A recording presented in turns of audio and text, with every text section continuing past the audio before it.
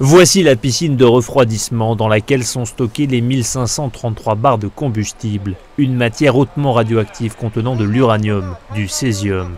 Ces barres vont être déplacées à l'aide de ces crochets à l'intérieur de ces cylindres emplis d'eau d'une centaine de tonnes.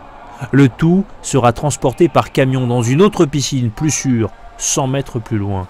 Sur le papier, une opération de routine. Il n'en est rien, car la centrale numéro 4 de Fukushima a été affaiblie par le tremblement de terre de mars 2011. Une explosion avait suivi.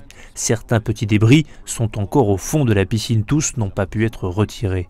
C'est la première fois qu'un transfert de combustible nucléaire s'effectue dans de telles conditions.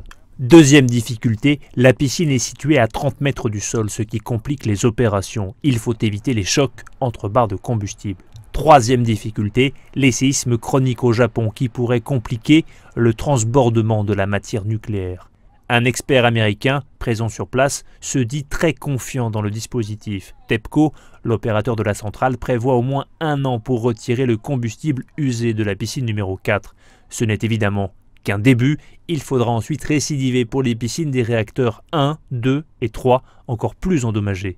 Au total, le démantèlement de la centrale devrait durer 40 ans.